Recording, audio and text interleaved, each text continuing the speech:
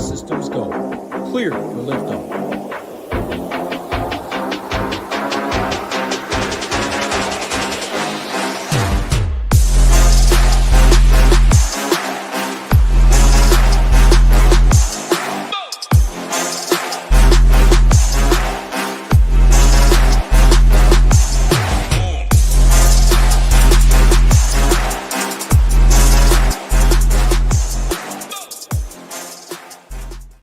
What's going on? Sean, Michael, Markey, Anxious, YSN, Jordan, Philly fan, William, Gangrene, Ricky, Mr. Reichland. Hope everybody out there having a great day. I'm with my man Rio. 8 games on tap, FanDuel, DraftKings, 1 hour window from the first game to the last game. I absolutely love that. Q tags like always. It's late February. No surprise there. How are we doing today, Rio? Doing good. Yeah, excited about some basketball tonight. Got the big qualifier, $2,800 qualifier, 67-man tournament. Got 2 tickets I earned earlier this season, so hopefully come away with a live final seat tonight. Let's go. How many is it, like top 3 move on or something? Like there's no way it's just one. No, I think it's top 4. Top 4? Nice. Yeah, good luck. You've been how many years has it been in a row that you've qualified? 3, I believe. Yeah, that sounds right. Was the Denver the first one? Was that 3 years ago to this day? Yeah. Or not to this day, but like to the year? Yeah, I think so. I did just get a memory not too long ago on Snapchat. Sometimes it's like a random one, but when we were in Denver, yeah, a lot of fun. Yeah, a lot of fun for sure. Where I met Rio. Appreciate that, Ricky. We got D in here. Yeah, I think I said hi to everybody. Any broad slate? Obviously, 8 games. Not too much time to waste. Q tags like Embiid, first game of the night. We're going to have Q tags the rest of the year like usual. Any tanking stuff you want to talk about? Anything before we go game by game? No, I don't think so. I guess like the kind of sad news today, Vince Williams ended up tearing his ACL last night. Is kind of I don't know, it looked like a little bit of a dirty play by Tari Eason. I don't know if Tari is really a dirty player, but just kind of like unnecessary contact on him on a breakaway play, and then Vince Williams landed really awkwardly, probably just destroyed every single ligament in his knee. So really tough to see, because I actually kind of like him as a player for the Jazz. The next couple of years, I can help compete and help the team win. I like him as a backup guard. Just tough scene there. But yeah, there was a lot of press conference this morning from Rick Carlisle. He's basically just shitting on the NBA about the whole tanking stuff. Yeah, I love it. I mean, it's crazy that the NBA is like choosing this season to really crack down on the tanking when it's been happening in a big way over the last like 7 or 8 seasons. Would you say it's happened like it feels this year? Definitely correct me if I'm wrong. That it's happened earlier this year than it really ever has, though. Yeah, probably, but I think a lot of that is just because this draft is so strong, and there's a lot of these teams that are tanking. Like if they fall out of a certain range of their pick, they won't have their pick anymore. So it's like people are like, well, why are the Jazz not trying to win? Well, if they give up the top 8 pick, or if they lose their top 8 pick, then it's going to fucking OKC. So like, do you want them to try to win and then have OKC get a stud player in this draft, or just have Jazz be bad for another season and then pick up a good player and actually be competitive? It's the same for a lot of these teams, like Pacers for sure. Wizards are another team I believe that could give up their pick. So it's just kind of it's a weird time of the NBA right now for sure, but it's not surprising that it's happening. No, it's not. I mean, we talked about it a couple shows ago. We're not going to go rehash it again, but I mean, the NBA, in my opinion, has to do something. I don't know what the right answer is. I'm not getting paid the big bucks to do it, but I mean, yeah, you don't want teams incentivized to lose this early, but I mean, it obviously makes sense for the teams to do so. So I don't really know, but we play the hand that's dealt.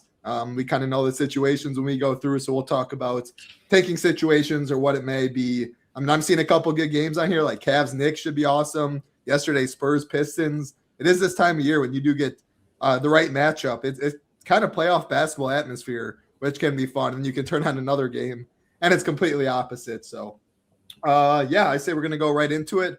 All we ask, like button and subscribe button helps us out a ton. And if you do want to join us at the Nation, shippingnation.com, join the Nation, and you can get in as low as $9 for the day, get you Saber Sim for $10 more, though, get you 4 extra days and get you Discord, a huge piece of the product over here at Shipping Nation, a great community. NBA, Rio is always in there grinding, helping people out. We also have PGA coming up. We have MMA this week. We have NHL that's going to be back, I believe, in 5 days. Shout out to USA. What a game that was, obviously. But NASCAR going on. Shout out to Eric. A lot of sports, even though it's not NFL. Next thing you know, MLB will be here. We'd love to have you at the Nation again. As low as $9 you can get in. Happy Tuesday to you, Nate D. Speedy in here. Good to see you. First game of the night, 7 p.m. Eastern. We got Philadelphia 76ers and Indiana Pacers. 9.5-point favorites are the Sixers. 233.5 total in this one. Joel Embiid is questionable. That is it. Well, Paul George is suspended. So that is the news for the Philly side. As far as Indy, it's going to be a mess all year. No Nesmith, no Zubac. Siakam's doubtful, and then TJ McConnell and Andrew Nembhard are questionable. So, yeah, one of the taking teams to start it off, and then any lean on the Embiid news. Hold on. This is the legend. This is the you see that in MMA? Yeah, I did. Yeah, shout out to you, Ian. That was pretty sick run out for you. I mean, $150K. $45 to like $140K. To solo ship MMA in general is absolutely insane. To dupe yourself 3 times, and that's the only teams you put in and split it all by yourself, absolutely legendary. I was on the phone with my brother leading up to the last 2 fights, and Ian texted my brother, again, good friend. I've met Ian, really, really nice guy. Really happy for you. But I was going to say it on the MMA show. We got enough watching. He texted my brother like, oh, I got a pretty sick team. And I'm like, all right, let's hear it. You know what I mean? Like, people say it all the time. And he's going like Jacoby Smith, Costa, Levitt. I forget what if it was Leal or whatever it was. And then his 2 left were Medic and Strickland. I'm like, damn, like that's the nuts. If Medic and Strickland win, like that's the stone cold nuts. I didn't know what he all had it in. And yeah, sure as shit, 2 underdogs in a row. Medic starts some, Strickland does it. And he had in his $100 single entry too. Wow. Played one team, put it in there, and just absolutely did everything. So I like how he called title Zach. Yeah, I mean that is my name at the end of the day. I don't love. I mean, people aren't calling me title in the real world, and I want to keep it that way. So shout out to you, Speedy Slug, aka Ian. All right, take it away. Sorry, I had to interrupt. Very deserving from him. Yeah, for sure. Shout out to you, Ian. Definitely curious to see how much money that left on the table. Had to be 12, a bunch. 1,200. Right? Oh, okay, not too crazy. But he did say like I was part of what he wanted. I mean, he does his own thing. He watches ship at shows and stuff occasionally. But when you win, how much you win? He took that definitely to heart. He wanted to be different. So it was Soriano dropping down to Levitt was the biggest thing right there that got him the solo up top. So yeah, sick stuff. Yeah, great job. But yeah, going into this one, game has a close enough spread where I think we should see full minutes from the Philly guys. I feel like that's kind of an indicator that the big questionable tags of like the main NBA players that the Indy guys have, like Nembhard and TJ, are probably playing, I would guess. These other questionable tags like the Talon Peters and whoever else is questionable, Talon Peter, Quinn Jackson, and Ethan Thompson mainly. That's just like the two-way stuff. These guys are running out of games, so I feel like they'll probably end up using some of those games in more meaningful games against other tanking teams. Like this is one where you can just play your main guys. You're probably going to end up losing anyways, so just play your main guys as many minutes as they can play. So yeah, that's kind of my outlook on the questionable tags. I think that the main guys will be in tonight, but yeah, over the last 2 weeks, Indy's actually been okay on defense lately. I think a lot of that's probably due to some of the opponents that they've played, but they're 19th in defense. The Sixers have been pretty bad, though, bottom 3 in the NBA over that stretch. It's really just like 5 games because they obviously had the All-Star break, but not playing great defense as of late. Did have a big win against Minnesota the other night. But Philly's bottom 2 in rebounding, bottom 4 in rim defense, and bottom 10 in transition defense. And the Pacers are a huge rim funnel, bottom 5 in rim defense and bottom 4. Sorry, I have that mixed up actually. Indy is bottom 2 in rebounding, bottom 4 rim, bottom 10 transition, and then the Sixers are bottom 5 rim defense, bottom 4 in pick and roll defense. So yeah, Maxey should be in a pretty good spot regardless. Actually, hold on. Let me backtrack. I had it right the first time, but I just had it written wrong in my notes. So Indy is bottom 4 in pick and roll defense, bottom 5 rim defense. Sorry.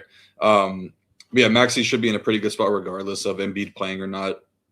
Definitely like him against the style of defense where they won't really be sending a ton of help to guys like Andrew Nembhard. He did go for 63 DK points against the Pacers earlier this season. Was a lot more competitive than this game probably will be. So don't know if he's going to be needed for 40 minutes like he was in that one, but Pacers are a pretty big pick and roll funnel defense, so should be set up for success whether or not Andrew Nembhard is playing and if he's guarding him or if it will be somebody else. Nembhard's done a decent job against him over the last 2 seasons, holding him to 16.6 points per 75, but even if Nembhard does play, he might be on a soft minutes restriction, like maybe like the 28-30 range versus the 35-36 we would normally see from him in a close game. So definitely think that it's a pretty good spot for Tyrese Maxey. Obviously, Embiid would be in a huge spot if he were to play. This is just a terrible defense on the other side, especially in the front court. They don't really have guys that can match up with Embiid size-wise and defensively. And Embiid is obviously notorious for beating up against weaker opponents like he has in the past. So think that he'd probably be on a minutes restriction. He's been out for like almost 2 weeks now. So obviously it's a real injury that he's had with the knee. So I wouldn't think that they'd want to push him for like 30 plus in a meaningless game against Indy that they could probably win without him. But yeah, if he misses, then obviously Maxey would look a lot better. And then the only other guy I'm really considering on Philly is VJ Edgecombe. He's been playing a ton of minutes lately, and this is the exact type of matchup that I think that he could have success in as a more like slashing guard that should be able to get to the rim with easier. And then on the Pacers side, it's really just dictated by who's in or out. Like I said, I think that Nembhard and TJ are in, so that would kind of take off most of the appeal for the guys you would have interest in, like the Cam Joneses and Quentin Jackson. But I do think that Kobe Brown is pretty interesting. He got talked up a ton by Rick Carlisle over the weekend. Think that he has a good chance to start here as well, but if not, he should be playing a good amount of minutes.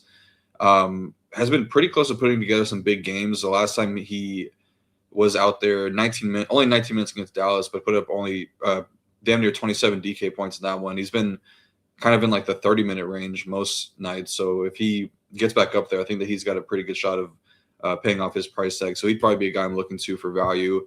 But I do think Jarris Walker is a guy that deserves some praise for the increased role that we've seen from him over this stretch of games where the Pacers are really tanking. They've kind of leaned into him as the main playmaker and main offensive threat. Over the last 5 games, he's seen his involvement percentage increase from 25% on the season to 37%. His on-ball percentage has increased from 12 to 16%. Points are up from 17 points per game to 17. 2 assists to 4.8 assists. Rebounds are up 4.4 to 9.2 rebounds per game, and then 8.4 potential assists per game. So he's definitely earned the increased price, but the more that the price does increase, the less likely it is that he's going to be needed. Even at 6.7K, like I don't know if the 42, 43-ish that we'd get from him would be enough. I think we kind of need him to get in like the 50-point range, which is definitely possible against a team like the Sixers that are not really playing that great on defense. So have a good amount of interest in him. I feel like he might be better if you're expecting the game to stay close, is kind of how I view it. And definitely for Andrew Nembhard, like if they're playing him full minutes, it's probably in a close game. So I don't think you need to correlate him, but I would consider doing something like Nembhard plus Embiid or Nembhard plus Edgecombe, something like that. And then the front court minutes should be pretty much fully between Jay Huff and Micah Potter. I think Potter is definitely going to be the guy I would get some more of tonight. Much better positional eligibility. He's $1,300 cheaper, pretty similar upside, I would say. And then if Embiid does play, I think that's better for Micah Potter as well, because we know that Embiid can get guys into foul trouble really quickly, and Jay Huff has been a guy that has shown that he can commit a ton of fouls in very short time. So yeah, we'll see what happens with these questionable tags, but I do expect the Pacers guys to be in. I do think like Tyrese Maxey will be one of the more popular plays. I mean, the Warriors are the chalk, and we get there's no doubt. So excluding Warriors guys, like there's just not spends on the slate. There's one guy priced over 10K, which is Jalen Johnson, 10.8. He'll definitely be owned as well, but Maxey at 9.8K. Like even if Embiid's in, if Embiid's out, I mean, Maxey very well might be top 3 highest owned on the slate. I'm curious when we do go to other spots, like there's Donovan Mitchell, but then there's like Harden, Scotty Barnes, LaMelo.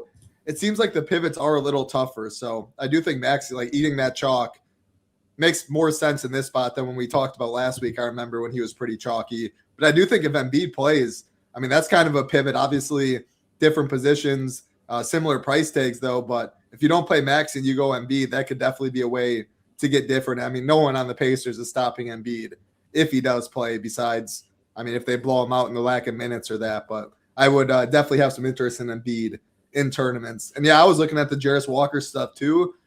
man, that price is big. He's been really, really good.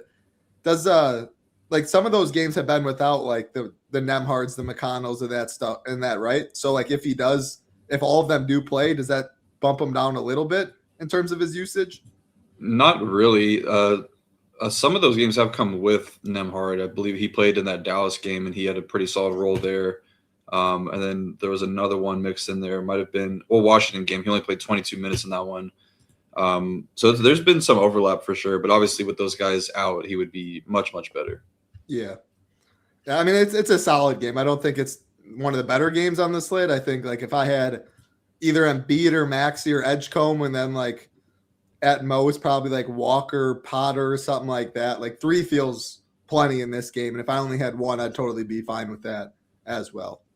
All right, we'll keep it rolling to a game I really don't have much interest in terms. And that, by the way, that was the only 7 p.m. Eastern game. And I'm glad it said 7 because there's important Q tags in it that we will obviously get.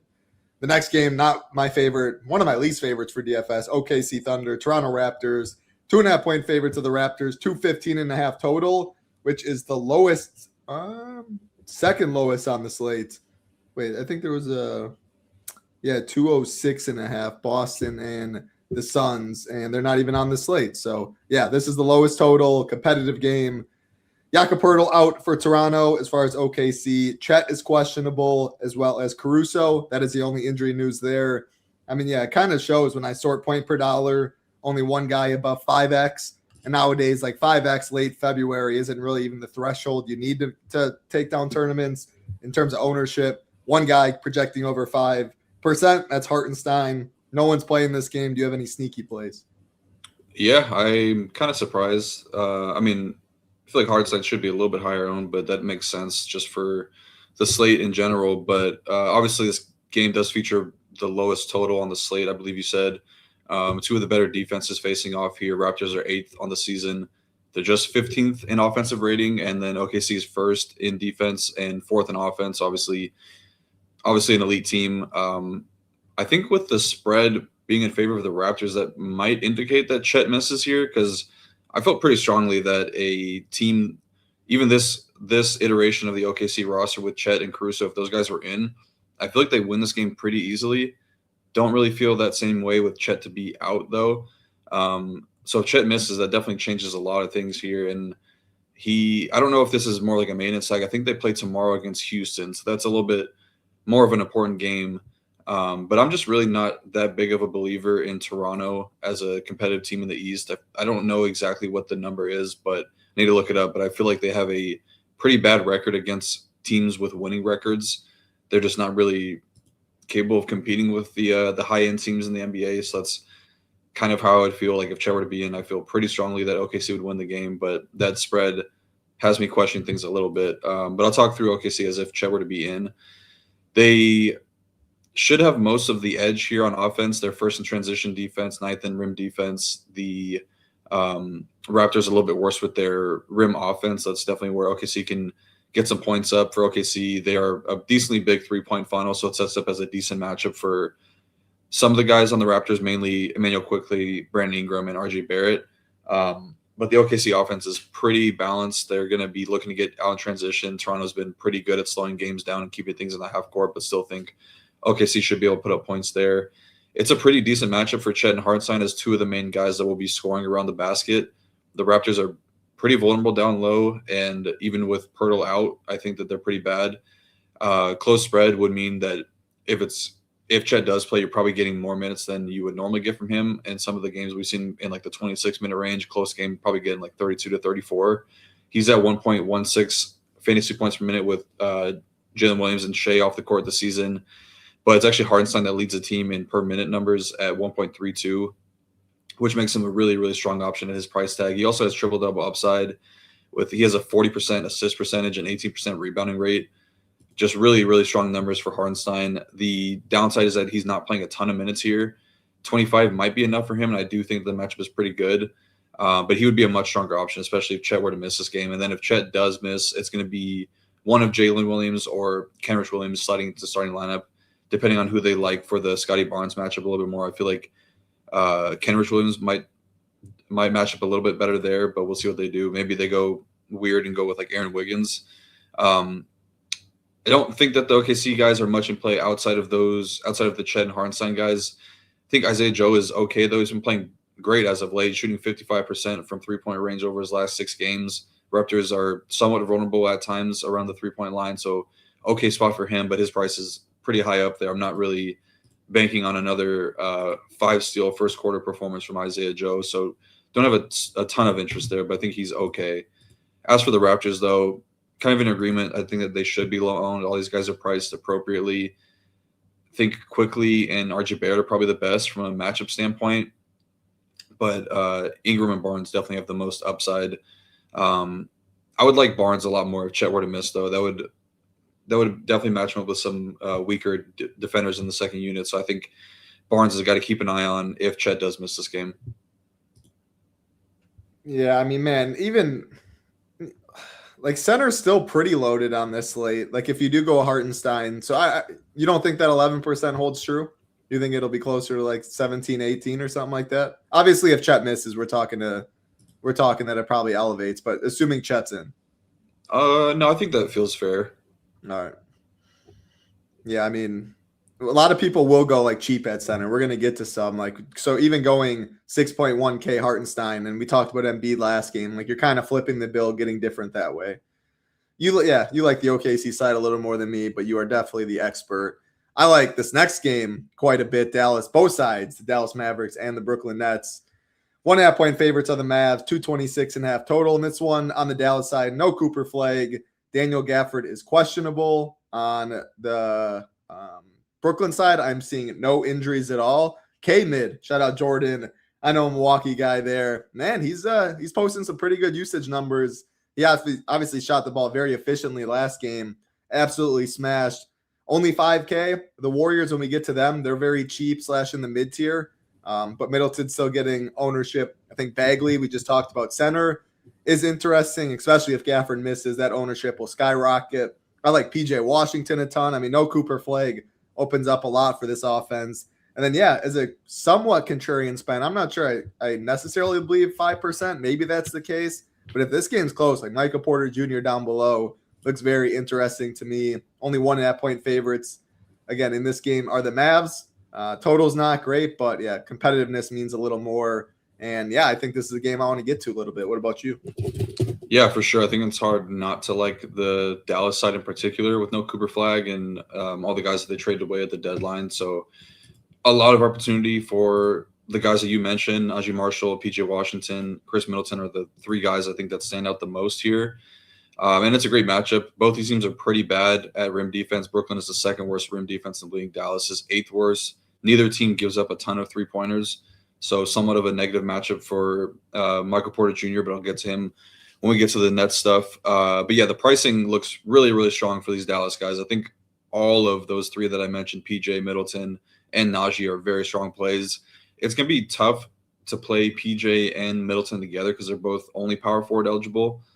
But I like those guys a ton. I think that Middleton makes a lot more sense, though, at just 5K with a similar role, similar per minute upside. Not playing as many minutes as PJ. We saw PJ was very limited, returning from a couple of different injuries this season, but his minutes bounced back last 2 games, 36 and 37 minutes in each of his last 2 games. Posted back-to-back 20% usage in those games as well. And then Middleton has played 30 minutes in back-to-back games in the last 2, above 20% usage in all of his 4 games with Dallas thus far. One of those games was like 19.3, so just kind of rounding up there. But I think Najee is an interesting pivot off of PJ Washington. If the ownership does get a little bit out of hand, it looks like right now Sabre has PJ at like 27% and Najee at 1.5%. I doubt that's the case. I feel like it's probably more 18-12 in favor of Washington. Do you have anything? No, I mean, it's definitely not 1% for not or 2% or whatever. I mean, I wouldn't be surprised if PJ is like a low to mid 20s, but I don't think Najee Marshall's 2% by any means. Yeah, even if he does come in at like sub 10% projected ownership, I feel like that's a pretty good spot to get overweight on. I mean, look at, I guess the projection, sorry to interrupt, but I mean, 28 versus 34. Like, I mean, if that's the case, when you look at the prices, then yeah, it should be like 22-1, but I don't think that's how most people have it. Yeah, I'm not sure that the projections should be that wide. I have them a little bit closer personally. But yeah, I mean, if the ownership is like if he's half the ownership or a third of the ownership of PJ Washington, I feel like that's a good spot to get overweight on Najee tonight. Like I'd probably prefer going with Najee and Middleton over PJ and Najee. Or sorry, over PJ Najee. I'd rather do Najee and Middleton. Personally, he's got dual eligibility, shooting guard, small forward, and we're only like 2 weeks from him. 2 weeks removed from him being extremely chalky in the same exact spot. So I don't really see what has changed there. The role is going to be pretty good for him. The minutes came down a little bit, but we know that he can get really hot. So I do think Najee's a pretty good play here. And then Marvin Bagley and Daniel Gafford are splitting the center minutes, but Bagley has been outplaying him since he came over from Washington. Definitely have a lot more interest in Marvin Bagley here. They should be basically even, like 24-24, I would say. I think they're going to split all of the center minutes and then just kind of hope that Bagley gets hot or maybe Gafford picks up a mid-game injury like he always does. So definitely think I'd be leaning Marvin Bagley tonight. Think that you could probably sprinkle in some Brandon Williams as well, but price is pretty appropriate for him, and we talked about him a lot. Just doesn't ever see a huge increase in minutes. On the net side, I was thinking that MPJ, his minutes would be way down the second half of the season, but 35 and 38 minutes in the last 2 games. Nets are kind of playing things straight up. He's gone ice cold from 3-point range over his last 6 games, shooting just 16%. But we know that he's a much better shooter than the numbers have shown lately. He's kind of around like a 38, 39% 3-point shooter. So if those numbers regress, the volume has still been really good for him. So I think MPJ, like you said earlier, like he's a pretty solid spend up option. It makes sense if you're playing 2 to 3 Dallas guys. I wouldn't mind getting Michael Porter Jr. mixed in there as like a little correlated piece in a game that should be close throughout. That's probably it for me, though. Sabres got a really strong projection on Noah Clowney. Not sure I agree with it. I think that Traore is probably the second best option. He's had a really good role since he's kind of slid into the starting lineup and been playing more over his last 6 games. Much more usage, a much bigger on-ball role. He's averaging 14 points, 1.8 rebounds, 6.3 assists per game, and 12.5 potential assists per game. So some of those potential assists start to get converted. He does have pretty good upside. I think he's got double-double upside here and a potential tournament-winning ceiling. So I like him a good bit at 4.9K. Is like the Nets, I mean, how long do you expect them to play it straight up? I mean, they're in content, like they should be a team that should be tanking at the end of the day, like relative with all these other teams. Like I like Michael Porter because they haven't shown it yet and the minutes are there, but it like the rug can be pulled out under us at any time. Hey, or do you feel pretty confident that they're going to keep playing it pretty straight up? No, I definitely don't feel confident. That's why I've kind of been a little under on Michael Porter Jr. as of late. I probably will continue to do that, but yeah, I don't know. He's so low yeah. owned today, and the spread's this close. I mean, obviously with Coop out and stuff, but man, it's tough with them. Like it can hit in a big way. There's no doubt about that. If he does play that many minutes, like mid to upper 30s again, I mean, he could easily be on the winner. Traore feels the safest because you know that he's going to start, and he probably is pretty safe from blowout as well. I think they just want to kind of develop him more in the second half. Yeah, Colin saying the same thing. Yeah, I mean, the Dallas stuff looks really, really good in this game, though. And I do think you made a good point with the Najee Marshall versus PJ stuff. And you said max 1, K mid, and PJ do them just having power forward eligibility. I don't know if I would set that rule because I think that there is a chance that they both could put up good enough scores. It's just kind of depending on how you want to construct your roster because they're only power forward eligible. Yeah. But they're going to start alongside of each other. So maybe it's more of like a max 2 of PJ, Najee, and Middleton. And then obviously max 1, Gafford and Bagley. Yeah. And then, I mean, how popular does Bagley get if there is no Gafford? Oh, I mean, he probably ends up being the highest owned player on the slate, I would think. Yeah. Like 60 for a good reason, though. So. Yeah, I'd definitely be like I would lock him into like 3 max stuff for sure if he's starting. And then what about like a Dwight Powell at 3K? Does he come into play like a max 1 there and you can like get some leverage or pivot? I mean, are they splitting the 48 at center or something like a 30? Like how would you see that? Or would he be in your player pool at all at min price? That'd be one where I just kind of trust the projection on him. It's never a guy that I'm really looking to play much of because he doesn't do anything out there. But yeah, I don't know. I would definitely max 1, but I would kind of just trust projection and just let it run. Yeah, makes sense. All right, keep it rolling. Next game on the slate, Washington Wizards and the Atlanta Hawks. We are looking at 12.5 point favorites are the Hawks. 2/3 Minga's questionable. It doesn't really mean too much. Definitely a team that's trying to lose. Looking at it though, Jalen Johnson, like I don't believe this 15% by any means. Maybe it's like 25. Maybe you do believe it. I'm curious to hear your take, but I mean, favorites are the Hawks. Maybe he doesn't get really fourth quarter run. I don't know if he needs fourth quarter run. And there's enough value on this. Like I mentioned, there's not really too many spends. One person above 10K, which is Jair. There's Scotty Barnes, Harden, D. Mitch. Stuff that feels a little tougher to get on Jalen Johnson. And I mean, yeah, Vuk is another Hawk, or excuse me, a Wizard, a center that's going to get a decent amount of ownership. But yeah, curious to hear your take on this one as 12.5 point favorites. I think the ownership is pretty fair. 50%, 15 to 18 is probably where I would ownership landing at. It's just a really big price tag and not a ton of extremely cheap value to get there. I think that I haven't really run any teams yet, obviously, but yeah, that feels accurate. But I do think that the Kuminga stuff does matter a little bit. I mean, he's a guy that does demand a pretty high usage and will be a guy that can take over possessions. I don't know exactly how he fits in because when you saw how he fit with the Warriors, like Jalen Johnson's not a 3-point threat. It's just, I don't know, the floor could shrink a little bit playing Jalen Johnson and Kuminga alongside of each other. But I do think that it won't really matter too much here because they can just get out and run against a team like Washington and probably get anything that they want. But I would definitely be curious to see how that looks moving forward for the Hawks, how much they want to overlap those two guys.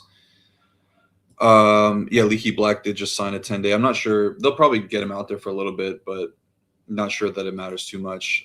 He's not in the player pool, I don't believe. Let me double check though. Oh, he is. He's in the player pool, but 3.4K.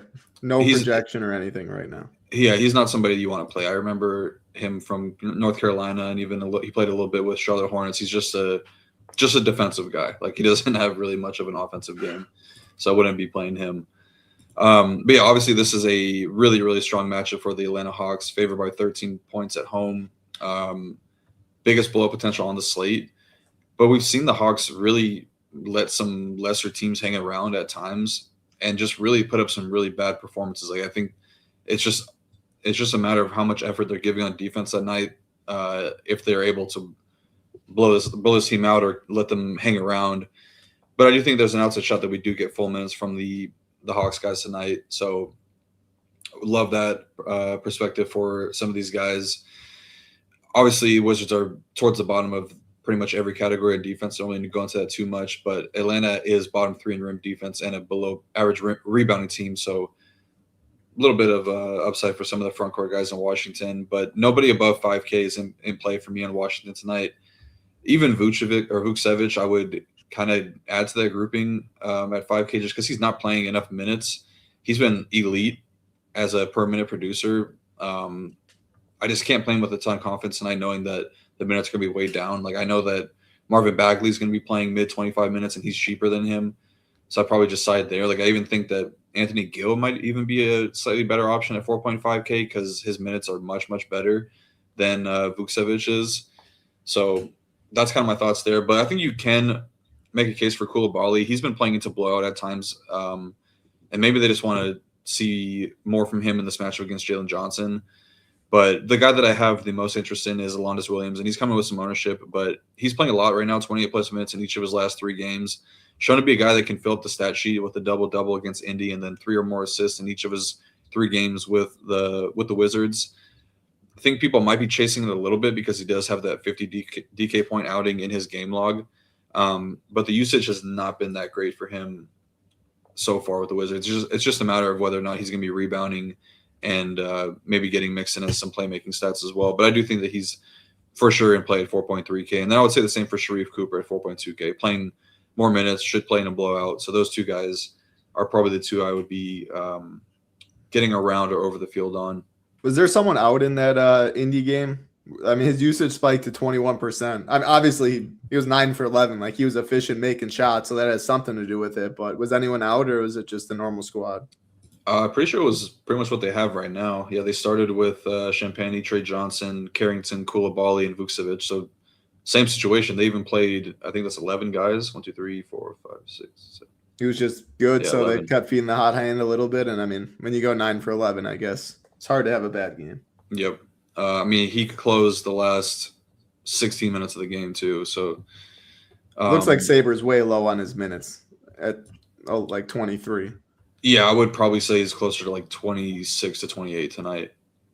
All right. Yeah, he hasn't played less than 27, so I definitely would bump that up a bit. Yeah, pretty bummed about that, about him going off the night because me and Matt were pretty high on him, and I think it was Kadari Richmond, and they both had pretty good games that night. I don't know if Kadari is even with the team anymore. It looks like he got released, but was definitely I saw the guy that in the main lineup had both Kadari and Alondas Williams. Wasn't even the perfect lineup, but he just kind of routed everybody. Beyond the Hawks, obviously Jalen Johnson going to be the guy you look to at 10.8K.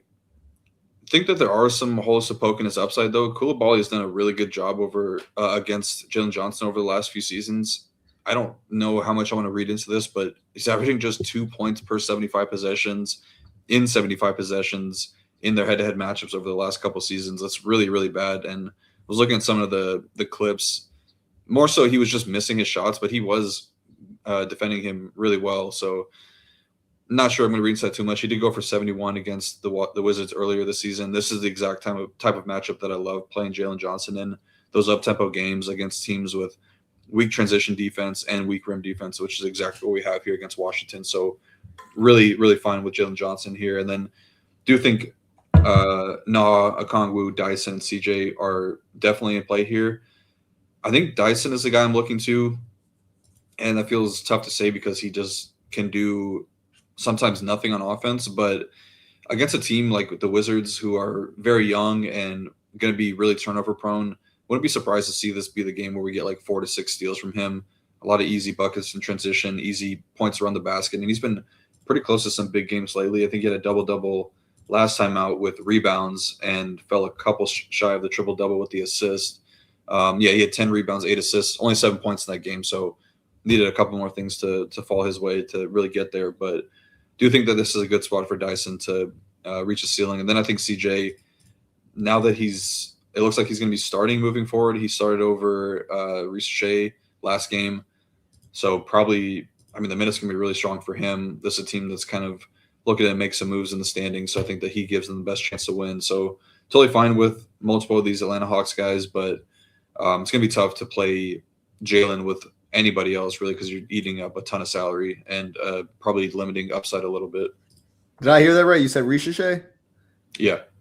Well, no, I said CJ started over Reece. All right. But you remember last week when I was checking the winner, Reece was on the winner that one day. Do you remember? Was he? Yeah, I mean, he was 2%. He had like 24 or something. It made things work, but he's not on the winner often. But I definitely remember that one. Well, that was the game against Philly, I believe, right? It was when did he have like 20? Let me see. He had 26.7 against, or the Charlotte game. He had 29. It's probably that Philly game.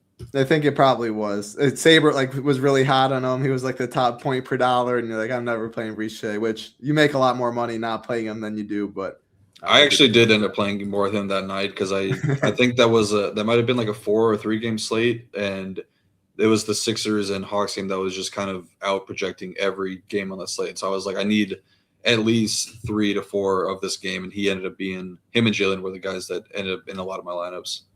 I mean, yeah, playing Jalen this year has been very profitable for sure, but the price has definitely caught up.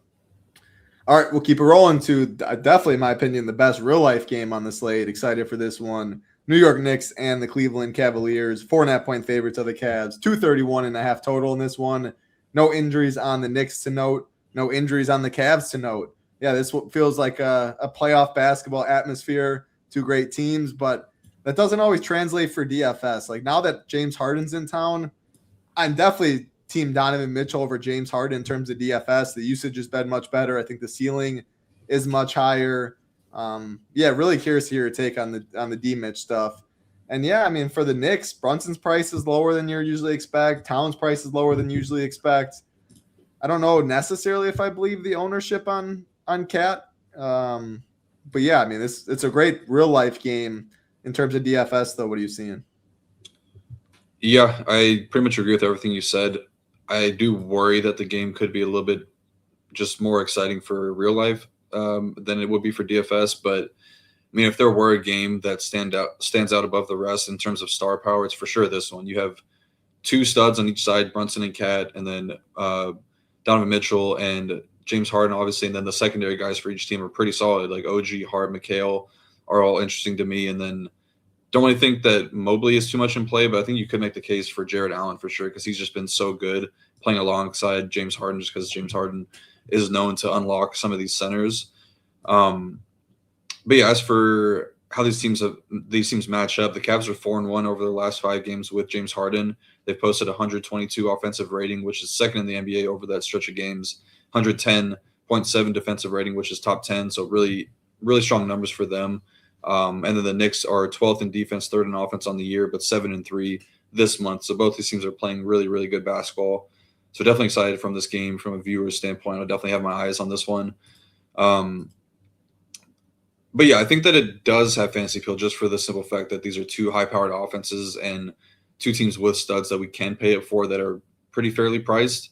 Defensively, both these teams are pretty vulnerable at defending the three-point line. Cavs may have a little bit of the edge there because the Knicks are bottom 4 in three-point defense, but the Cavs are a subpar rim defense and below average rebounding team. Knicks are the 7th best rebounding team, so guys like Cat, Mitch Rob, Hart, and even OG, I think, match up pretty well there. Cleveland's also given up some transition scoring, so it sets up another plus for Josh Hart, OG, and Mikal Bridges. I think that the Cavs will start with Dean Wade on Jalen Brunson. Brunson's been pretty bad against the Cavs over the last couple seasons. He's failed to top 40 DK points in all but 2 of his 11 matchups versus the Cavs over the last 3 seasons.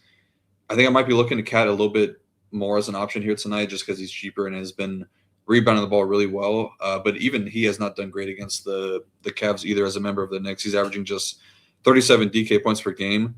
So if I'm choosing between one of those two guys, I would probably lean Cat, but I guess I'm okay with Brunson. Just kind of hope that he rights the ship here. But I think that the secondary options, the OG, Hart, and Bridges grouping is the guys I'm going to be focusing in on more. Hart and McHale should see the weaker defenders on the Cavs. I think both those guys will be guarded by James Harden and Donovan Mitchell. Not sure who's going to be on OG. I think there's a chance they put Hart on OG, but either way, OG's done great against the Cavs over the last couple matchups. He's averaging 42 DK points per game. I think that him and Josh Hart are probably the best options on the Knicks tonight, in my opinion. I would be a little bit worried about the Mikal Bridges minutes just because we've seen Landry Shamet and Jose Alvarado kind of eat into him as of late. We're not really seeing like the 38, 40 minutes we were earlier this season and even last season. So a little bit lower on him, but I'm pretty high on OG and Josh Hart tonight. On the Cavs, pretty much just Mitchell and James Harden. I think that it's going to be a spy tonight. He's done really good against the Knicks over the last 3 seasons, averaging just over 46 DK points per game. Should be guarded by Mikal Bridges. He's done pretty well against him, 20.2 points per 75, but just a 45% true shooting percentage. So if those numbers trend more along his career average, he should be in a pretty good spot here. I think James Harden's going to get the OG Anunoby assignment, which is a pretty easy stay away for me. OJ's done a great job against James Harden in their head-to-head matchups. So I think it's just Donovan for me on the Cavs, but I'd be okay getting to a little bit of Jared Allen just because he's shown really strong numbers alongside James Harden. If you're playing Donovan Mitchell, are you going to force like any Nick? I don't think you necessarily have to personally, but what are your thoughts on that? No, I don't think so. I'd definitely be more inclined to get him with probably Josh Hart or OG. Yeah. And then I guess vice versa, if you're playing a Brunson or a Cat, are you more likely to try and play? The problem is for the Cavs, like it really only feels like D Mitch and then maybe Jared Allen, like you said, but both are pretty expensive. So I take it you're maybe more inclined to, but definitely not making a rule. I would be less inclined to do it with the Knicks because it's a little bit harder to correlate Brunson and Cat with like the secondary options on the Cavs. Yeah, I think D Mitch is definitely my favorite play in this game if picking them. I mean, we just saw what Cade did to these Knicks not too long ago at low ownership. I mean, I assume you prefer Tyrese to D Mitch in a vacuum, but there's going to be an ownership discount on D Mitch. Yeah, I think that's probably a fair assessment to make. I don't know though. I mean, Donovan Mitchell, 1.41 fantasy points per minute while playing alongside James Harden. That's pretty strong for him. So I don't know. I might side with Donovan here. All right, and you'll get an ownership discount. So that's definitely interesting. That means one of the best spend ups on the slate. You were a little hesitant on Jalen Johnson. Deem it your favorite in this game. There's not too many other spends, so I like it. Before we do get to the next game, just want to show we got 390 people watching. Definitely appreciate the support. February 24th, NBA, one of the only sports in town. And yeah, the show, people are definitely showing up for it. Prizes are still big, which you love to see. If you do want to join us at the Nation, shipitnation.com. This is the screen you will see. Join the Nation right here in the bottom left, and you can see multiple different packages. As low as $9, you can get in with SaberSim, all of the sports above. I recommend for $10 extra, you get 4 more days. You get Discord, you get SaberSim, and then golf on Thursday. Golf's massive, best team around. No doubt about that. So you get PGA content, of course, NBA content. NHL will be back in, I believe, like 4 days. NASCAR on Sunday, MMA on Saturday. Prizes are massive in both of those sports. Yeah, a great time of year. Obviously, I'm very sad without the NFL always, but I love the prize in NBA still. And NASCAR has been a lot of fun. MMA, of course, and PGA is really fun. So we'd love to have you. Shout out again to Rio 2 weeks ago, taking on 12.5K in the golf streets. You'd be back in the golf streets this week, Rio? I doubt it. Definitely a worse event in terms of star power, but that doesn't mean that it's bad for the prize. The prizes are still good. Our team continues to grind. And yeah, check it out. Shout out to Lee Aldrich. Everyone knows Matt. Everyone knows Tambo and Hoop. But Lee definitely does a great job with the value report and the course fit rankings. We'll keep it rolling. Next game on the slate, 8 p.m. Eastern, Charlotte Hornets and the Chicago Bulls. We are looking at 8.5-point favorites for the Hornets, 232.5 total in this one. No injury news on the Charlotte side. As far as the Bulls, no Jalen Smith, no Anthony Simons, no Jaden Ivey. The Jaden Ivey stuff's really interesting. Was that a real tweet that I saw that like he's just not like he said he ain't the same as he used to be? Yeah, it was. It was from an interview. That's. I mean, that's sad. I mean, that it takes like a lot of recognition and stuff to admit that about yourself. But obviously, yeah, definitely a little sad there. But I mean, he's out. It means nothing in terms of DFS, but a pretty solid total. And yeah, LaMelo had quite the game just the other night. Can we go back to LaMelo? So did Khan. I mean, I love watching these Hornets. Brandon Miller's a hooper. Khan, they got Bridges. When LaMelo is hitting his stuff, yeah, this team's fun. So can we get there in DFS? Yeah, I mean, this is obviously a great matchup. Bulls still one of the worst overall defenses in the NBA, but really, really bad with the rim protection this season. The rebounding's been not so great. Pick and roll is not great either. So I definitely think that all of the Hornets' top 5 guys are in play. They will be getting Kobe White tonight. He'll be making his debut, so we'll see what that looks like for him. Don't think it's going to be like a situation where he's eating into any of LaMelo, Miller, Khan of their role, because those are like the 3 kind of guard wing options that they have right now. I just think that he's probably taken over like the Trey Mann and Josh Green or whoever else was seeing some backup minutes. He's probably going to be really, really limited in his first game too, because he had the calf injury that he was kind of playing through in Chicago this season. So definitely don't think they want to push him too much early on. But yeah, this will be the first time we get to see their full roster pretty much playing together. They get Diabate and Miles Bridges back for this one. Comes at a pretty good time. They were kind of trending down a little bit on defense as of late. They split their last 4 games, 2-2, but 117 defensive rating, which is bottom 8 over that stretch. So definitely good time to get Bridges and Diabate back. The only real area of weakness for the Hornets at times can be their rim defense, but they've been a really good 3-point defense, and they are the best rebounding team in the NBA. So really good numbers for Charlotte this season. Definitely think we should have interest in all these guys tonight. They have the second highest team total on the slate and are only favored by 8.5, so there's a good chance that these guys are playing full minutes tonight. I think LaMelo might be priced out for me. Don't think that he's a guy that you're Xing out just because we just saw him get there. Last game, 27 minutes, made 10 threes, had like 64 DraftKings points or whatever it was.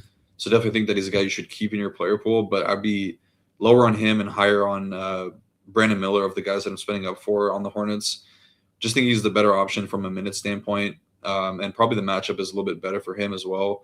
LaMelo can be guarded by Isaac Crow, who I don't really view as like a lockdown defender, but Brandon Miller will see Montas Buzelis, who can give it up at times. He's a really good shot blocker, but I don't know. He's still young and kind of learning the ropes defensively. Brandon Miller is averaging 22.3 points per game, 5.3 rebounds, 3 assists, and 40 DK points per game against the Bulls this season.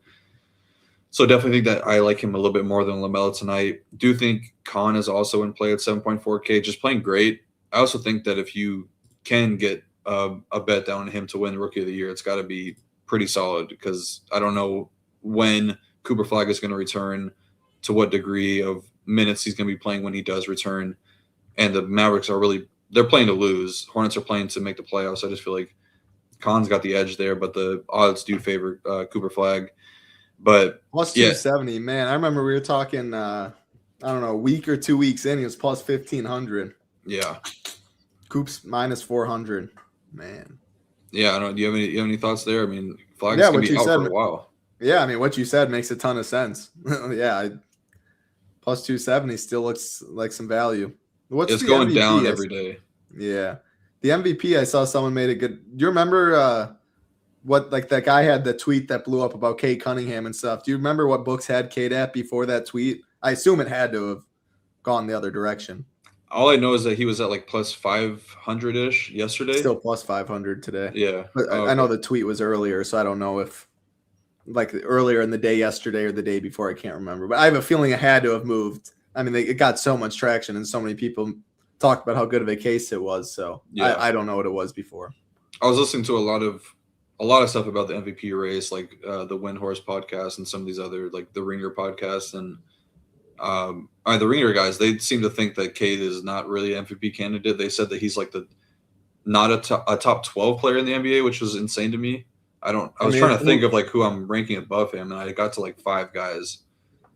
I'd have to think, but I mean, those guys are irrelevant in terms of like if he actually wins or not, right? Like the odds to think he's number 3. He clearly is in play. Yeah, they're saying like it's going to be like an asterisk type MVP, because the only way that they believe that he wins is if Jokic misses one more game, he won't be eligible. I think Shea has like 7 or 6 more games, and then Luka is at like 7 or 8 more games, something like that. Castle was on his ass for sure, though. Cade was, he was real bad. Spurs are so tough, man. They're so tough. Yeah, they looked really good last night. Wemby even had a poor first half. Like they have a really complete team. I like them this year. I think that they could take down OKC if in a 7-game series. Hopefully they meet up in the Western Conference Finals. I think that would be a fun matchup. For sure. But yeah, I think Cade should be close to. Like I do think that he, if Shea does miss more games, I feel like he's the front runner for sure. But I think Wemby's up there too. He has like 4 more games to miss. He looks pretty healthy right now, so I wouldn't dismiss him. But yeah, getting back to this one, I think that Bridges and Diabate are probably my favorite options on the Hornets tonight, just from a salary standpoint. They're pretty underpriced. Only 6K for Bridges, 5.2 for Diabate. Both have really good matchups. The wing defense for the Bulls non-existent. They've been getting killed by centers all season long, so really good matchup for Diabate. Both should have fresh legs. Been off for basically 2 weeks with the 4-game suspension. And then Chicago's going to be without Jalen Smith tonight, which means they'll have an undersized Gershon Yabusele in the starting lineup, and then a really bad defender, Nick Richards, in the second unit starting at center. So really good spot for Diabate here. I like him a ton. I think that's it on the Hornets side. Bulls side, this is going to be a headache to try to break down, because they still have so many guards, even with Ivy and Anthony Simons out. They still have Giddey, Trey Jones, Sexton, Isaac Okoro, and Rob Dillingham. So that's 5 guards right there. I think that they are just way too thin in the front court for me to want to play these guys at really high clips. I think Yabu is probably the best at 4.9K. He's 2 games removed from a near triple-double, and then got a double-double last game, probably starting tonight. And I guess if there was like a weakness for the Hornets, it would be on the interior. Yabu does have some floor spacing capability as well, so a couple different ways that he could get there, but I think that he's the guy I'm looking to on the Bulls tonight. And then I would say Nick Richards is definitely in play at 3.9K, because he'll probably be playing like low 20s minutes. I think I would set a max 1 of Yabu and Nick Richards tonight, and then I would be a max 2 of Pat Will, Matas, and Yabu as well. I think Matas definitely worth some consideration as well. Shown really good upside, but I'm just not confident in his minutes right now. And then after the front court guys, I think I'm looking to Colin Sexton and Rob Dillingham because we know that Josh Giddey is going to be really limited. I think Trey Jones is still pretty limited as well.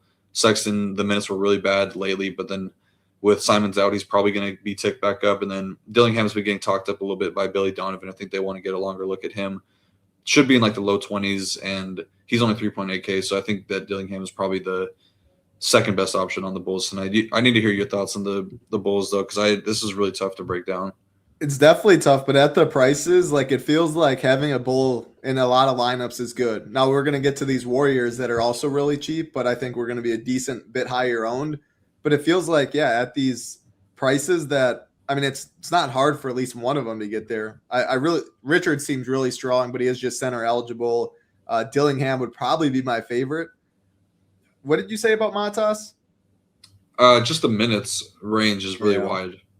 But man, I think I'm more likely to be playing like a Matas when I am playing a Khan, a LaMelo, a Brandon Miller, and something like that. Whereas if I'm not really playing any of those Hornets guys, then I'm more likely to just punt and play like a Dillingham, a Yabu, or something like that. You can obviously play Yabu and stuff with when you are playing Miller, Khan, and that, but I'm more likely to play Matas for sure when I am playing one of those Hornets. But I mean, the total's pretty solid and the prices are so good. I guess the problem is there's really not too many spends on this slate. Only one player above 10K. But if you are trying to play a MB, D Mitch, Jalen Johnson, Maxey, something like that, it's not a spot you can ignore. But I guess like Quinn Post or Nick Richards. Who would you prefer there? I was looking at that. Post was projecting really well. I'm not sure I'm agree with that too much, but I guess Post. Okay. And then like Yabusele versus Moody versus Santos. Obviously, those guys are a little more expensive, but you're talking about a forward position. Do you have leads there? I mean, I like Yabu over Moody, but probably less than Santos. Okay, I mean that's still at ownership. That's pretty bullish on these Bulls guys. So I think it's pretty strong. Now playing three of them seems tough on this slate. Do you agree? Yeah, I think that you could, but I think two probably feels better. Like, yeah, I mean it's gonna be max one of the point guards, max one Giddey, Dillingham, Trey Jones. You're probably not playing Giddey or Trey Jones. I'll be max one of Okoro, Sexton. I think that you could probably play each of those guys, but obviously always lower on Okoro than not. And then, max one of Yabu, Richards, max two of Pat Will, Matas, and Yabu. So you can get to three, but I think two is probably safer. For the Charlotte stuff, would you be fine playing like two of Miller and Khan and LaMelo, or does it feel like too much? Like if you're playing them, like I probably want like at least a Matas or something on the other side that I think one guy's smashing there. I don't know if it's just Yabusele, Dillingham, like if those are the guys that are making this game competitive where you do get full minutes for the Hornets. So what are your thoughts there? Like, can you play two? And if you do, what are you doing on the Bulls? I think you can play two, and I don't think you need to correlate it. And the reason being is just because there's been times this season where they just put up a ton of points. Like if you set that rule where you said if I have two of LaMelo, Miller, Khan last game against Washington, I'm not sure you were getting anybody that you needed on the Washington side because I don't even know what the DK scores look like for them. But I wouldn't want to force that rule because I think there are situations where they go for like 120 points in the first, with 8 minutes left in the fourth quarter, and then they pull their guys, and you still get 50 from LaMelo, 50 from Miller, 50 from Khan, 50 from two of those guys. I think that's within the range of outcomes. I like it. That makes a lot of sense. All right, 2 games left. Golden State Warriors and the New Orleans Pelicans. Definitely a very important game for DFS. We are looking at Warriors 1.5 point favorites, 227.5 total in this one. Why the Warriors are so popular? No Kristaps and no Horford for the Warriors. As far as the Pelican side, Trey Murphy's out. I love Trey Murphy. What a hooper he is. But yeah, I mean, you just sort in terms of salary in this game. The highest guy on the Warriors pods at 6.2K, and you get 5.8K, 5.6, 5.5. They're favored by 1.5 points. Pelicans aren't any good, and the prices are just absolutely crazy. And then the Pelican side, I mean, Zion 7.7, Saddiq Bey 6.4. I think Saddiq Bey is one of the more surprising guys in the NBA this year too, absolutely filling it up. But I mean, on both sides in a competitive game where the defenses aren't too great, like these guys don't need to do too much to smash. I mean, this game's not sneaking by anyone. So I'm curious to hear like your take on like how many is too many, or like when you are playing a lot of this game, you're eating into a lot of ownership. So I would definitely try and find pivots. But I mean, yeah, definitely a game you can't ignore. If you had no Warriors, I think you're making a mistake. And yeah, I mean, you can play no Pelicans, I guess, but they still seem pretty strong. Yeah, I would agree with that. Both these teams playing to win, and it's a close spread. Both these teams have been playing pretty bad defensively, so I definitely think you want to get into this game in most of your lineups tonight. Like, I would be surprised if I had any lineups that did not feature at least one person from this game, if not two. But you forgot to mention my guy DeJounte Murray making his season debut tonight after the Achilles tear. Damn. Yeah, I mean, that slipped right past me. I did not. I mean, because he's not DFS relevant at all, but okay. I mean, that makes it a little more difficult on whoever he's guarding. DeJounte's an absolute menace on defense. I don't know how many minutes you expect him to be playing, 15 or something, or did they come out and say a number? I haven't seen anything just yet. I'll definitely have to look, but I feel like he's probably at like 20. That's usually kind of where, and then it'll eventually get inched up to like upper 20s. But I mean, I think that's huge for the Pelicans because they've been so bad on offense. Like I don't even know what their play style is on offense because they kind of just like will give the ball to Zion and just let him play ISO for a little bit, and then Derek Queen will get the ball on another possession where he's just at the top of the key and kind of like running dribble handoffs. Like there's no rhyme or rhythm to their offense at all, and I feel like DeJounte could really help there because he's like a true point guard, and he's a guy that can facilitate and kind of get their team set up into offensive sets if they even have any offensive sets. But I definitely think that it's going to help their overall offense a ton. Just curious to see what that does for the upside of Derek Queen and Jeremiah Fears and who that kicks out of the rotation. I feel like Jordan Poole is probably gone now, but maybe it's just Bryce McGowan's. I don't know. They just signed McGowan to a 3-year deal, so I feel like they want to play him, but I would imagine Fears and Poole, their roles do get diminished just a little bit. But yeah, like I said, both these teams are really bad defense as of late, bottom 4 and bottom 5 over the last 2 weeks, and they've both been pretty solid on offense, 14th on offense for New Orleans, 11th for the Warriors. So definitely think there should be plenty of points scored here. I feel like the game total maybe is a little bit underprojected, 227. I feel like it probably deserves to be in like the 230-ish range, but definitely have a lot of interest in these teams offensively. The Pelicans continue to give a ton of points all over the place, but especially with their three-point defense. They're the worst three-point defense in the NBA, and the Warriors are much worse rim defense this month, but they're also bottom 7 in turnover percentage. Pelicans are third worst in rebounding, and then the Warriors are bottom 3 in transition defense. So kind of a lot going on here. I think for the Warriors, Pods looks like one of the better mid-tier options on the entire slate. Whether or not he starts, I don't think he's been starting, but should see a fairly big usage increase coming off of a near triple-double last time out. And with the current injuries for the Warriors, he's a 1.15 fantasy points per minute. Really good spot for Pods here. Like him a ton. I think the next guy I'm looking to would be Guy Santos. He's been playing really well as of late. 30-plus minutes in 4 of his last 6 games, averaging 33.3 DK points per games over that stretch. He's also being used much more on offense to facilitate as well, has an increased involvement percentage and on-ball role. 7.5 potential assists per game. Really solid numbers for Guy Santos, so like him a good bit. Second best guy on the Warriors for me. Under on Draymond for me. Just, I don't know. I don't see myself getting there much. 5.5K coming off. Rarely beats you nowadays. I mean, rarely it feels like.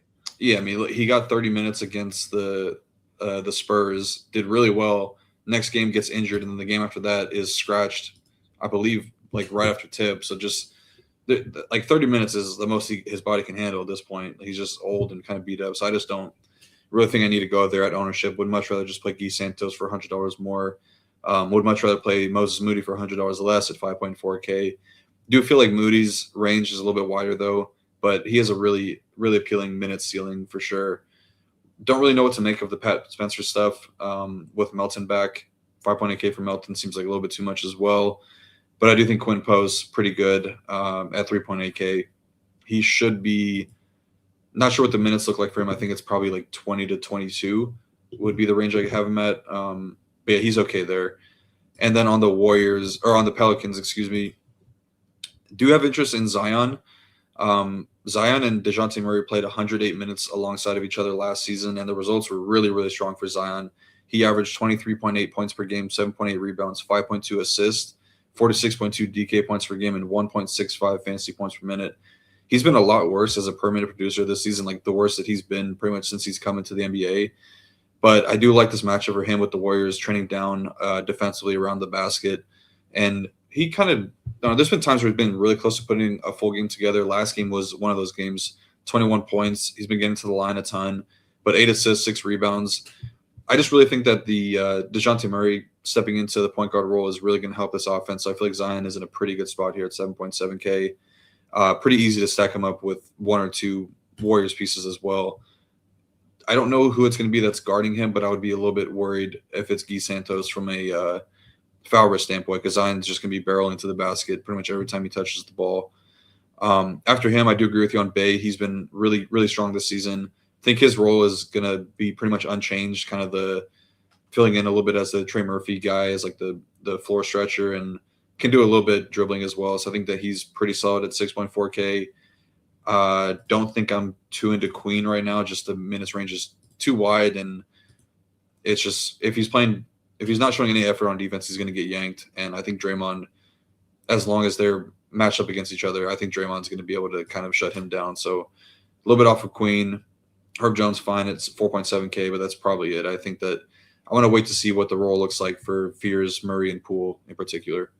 Yeah, I mean, I just playing Bey or Zion alone, they're going to have a little ownership, but it's not crazy. They're definitely my favorite ways to get a piece of the Pelican stuff, because you're probably not, you don't need to make a min one Golden State. I mean, if you're using an optimizer, it's almost guaranteed to show up. Is there a number where you have too many Warriors? Like 4 does feel a little tough at all these prices, especially when you have Bulls and like Pacers and some other teams in similar price ranges. Do you agree with that? Would you set like a 3 max, or what are your thoughts on just that? Yeah, I think 3 is good for this slate. I don't really know what to do with like the groupings on the Warriors, just because they don't really have a set rotation. It's just kind of whatever Steve Kerr is feeling. Like you look at when these guys check in and out, there's just no, it's not game to game. Like it would be for like Steph and Draymond, but for like Pods and like Moody and these other guys, it's just, if they're playing well, they're going to see a longer rotation. If they're not, they'll get pulled. Yeah. All right, let's take it to the last game of the night. Appreciate everyone hanging out. Over 400 watching. Again, all we ask is a like button and subscribe button. Helps us out a ton. Subscribe lets you know when we go live on this channel. We believe a golf show, a replay. I know tomorrow's Leverage Lane. Matt went live yesterday, so that's what it was, the first look. But shows on this channel Monday through Friday in terms of NBA, quick hits on Saturday, NASCAR's recording, MMA, we go live, PGA, we got you covered. All of these sports up above that we offer, we have shows for as well. Can get in as low as $9. Best deal, 5 days for $19. Get you SaberSim, get you access to the Discord. We would love to have you. Last game of the night for the main slates on both DraftKings and FanDuel, Miami Heat and the Milwaukee Bucks. 6.5 point favorites of the Heat, 228.5 total in this one. No injury news to note on them. Well, no Jovic. Doesn't mean too much on Miami. The Bucks still without Giannis. Nothing has changed there. But we have not talked, or at least on a Bucks slate, since they went out and got Cam Thomas, which I've been saying on this show for 2 weeks. I mean, the Bucks were in so much trouble. You might as well get a guy that is an absolute hooper. You can be an absolute bucket getter, and that does not translate to winning basketball. We've seen that with the Nets. Sometimes it definitely didn't work, but the Bucks needed something, and he has most definitely created a spark. And it's been fun to see. I'm excited for Giannis to come back. I mean, KPJ, Cam Thomas backcourt can fill it up one-on-one any day of the week, which is always fun. The ball movement, maybe not so much, but yeah, they needed to change something. I've loved what I've seen. Not sure for DFS what you see in this one, but yeah, just any thoughts on the Cam Thomas stuff? No, I think he made a ton of sense to go to the Bucks, honestly. Been pretty solid. They've won 3 of their last 4 games against Orlando and OKC, beat the Pelicans, which they should have. But yeah, I'm just not really believing that they're going to be even good when Giannis comes back personally. But I do think that the Cam Thomas move did make sense. Yeah. All right. So for DFS, KPJ, Rollins, Cam Thomas, like Thomas here hurts them a little bit. I mean, they're still projecting at least pretty solid. and we have enough value. So yeah, what are your thoughts? You want me to go straight into the Bucks or talk the Heat real quick because there's not a ton on the Heat. Yeah, you can go Heat. I didn't even mention him because I don't know who I'd be playing on the Heat. But yeah, you can. They're quicker. Yeah, well, first of all, I think Miami cruises to a win here. They've been the best defense in this in the month of February. Even on the road, I think they're going to be really good. They're first in defense this month. Bucks are bottom 10. They should be able to get up a ton of threes here against a Bucks team that is bottom 5 in three-point defense. Miami's bottom 10 there, but Bucks only have a lot of snipers like Miami does. It's been the case for Miami most of the season. When they're fully healthy, they're really tough to get to in DFS, and these guys are all priced pretty appropriately. If I knew that either of Norm Powell or Tyler Hero were playing like 34-plus minutes tonight, I would want to get to one of them because I think it's a great matchup for both those guys. Homecoming game for Tyler Hero. He's generally done really well playing against the Bucks at, I guess on the road for him, but a home game or homecoming game for him. He went for 67 DK points the last time they faced off, but it's just really hard to believe that he has that type of upside with the role that we've seen from him this season. If you want to go down the narrative street, he'd be the guy to look to, but I think Norm is probably in the best spot here. Don't really think I'm getting too much Bam at 8.8K. But yeah, you said it on the Bucks. It's KPJ, Rollins, and Cam Thomas as the guys that you should be getting interest in. Over the last 7 games, KPJ has had the best role, 7.6 minutes of touch time, which is, I believe, 3rd in the NBA over that stretch. 14.6 potential assists per game. I think the matchup is a little bit worse for him because he's not much of a three-point threat, shooting like 11% from three-point range over the last 6 or 7 games. But he's shown triple-double upside at points this season. I think that with Portis and Turner back, the rebounding rate will take a little bit of a hit. But, I mean, he's still a guy that can do a lot because he has the ball in his hands so much. So you have a lot of fantasy scoring opportunity when you just have the ball in your hands that much. Rollins is a little bit more reliant on reaching ceiling with his stocks, which seems less likely to happen here because Miami just doesn't turn the ball over that much. But he's also the much better three-point shooter between him and Kevin Porter Jr. He's shooting 53% from three-point range this month. So I think the matchup is slightly better for Rollins, but I'm not super confident that he's going to get like that 3 to 4 stocks game. So I think that I'll probably lean Kevin Porter Jr. to think the floor is a little bit better for him. Then Cam Thomas is in play at 4.8K. It's really just a matter of whether or not he's making his shots. And if he gets hot, he's a really good usage role off the bench. The ball touches his hands. It's probably not leaving his hands, but he's worth taking some swings on for sure. Yeah, I mean, if he's really going to be 4% owned, he's $4,800. Like he's in that Warriors got like price range with all those guys. He's going to be a fraction of the ownership, and yeah, if he gets hot, he's going to see his minutes increase, and he can definitely get there. So I think Cam Thomas is very interesting. Whereas KPJ, for all the points you made, but I mean, it's not going to sneak by anyone. He's not mega chalk, but he's definitely going to come with some ownership. I don't know necessarily if Rollins is going to be that high owned. Do you have thoughts? Like that feels a little too close in ownership with KPJ and Rollins. Yeah, Kevin Porter Jr. is going to be much higher on just because he does have shooting guard eligibility as well. Yeah. Yeah, I don't know the hero stuff. I was trying to think. I mean, at the end of the day, the Heat, like with Spoelstra and stuff, like he's not going to be allowed to just like go absolutely like G-ball and stuff and go like outside of his role. I mean, he's going to have to be efficient. Maybe he shoots a couple more jumpers, this and that, played right down the road, but I don't know if it's enough on this slate, like kind of like you were saying. Yeah, the minutes are just so flat for Miami right now. It's really tough to get to these guys. That's all 8 games. Again, that's FanDuel and DraftKings. There is a night slate. I haven't mentioned showdown content yet, but Little Neck, nobody better. I mean, I don't actually know if any site or anywhere does NBA showdown content. I do not believe so. Monday through Friday, Little Neck gets his towers up there. You can see that in the slate plan. Very, very awesome stuff. Very detailed. He's also in the Discord. If you ever have a main slate question or whatever, he is happy to answer. Very sharp in a lot of sports. When we get to NFL preseason, we don't offer it for paid, but Little Neck's in there grinding for sure. And hope everyone gets the luck that our man Ian Speedy Slug gets, and someone is at the top of the leaderboards. There's been a lot of great screenshots in the NBA Discord from many members. Again, if you do want to get in, you can get in as low as $9. I will pull that up again when Rio has his final thoughts. Don't really have much to talk about. Do got to get out if you're pretty quick, then get the slate plan up, run a little bit later today. But yeah, appreciate everybody watching today. Really good turnout with NBA kind of being center stage right now. But yeah, I think it's a fun slate. Hopefully we keep it hot, and yeah, fingers crossed I can get a live final seat tonight.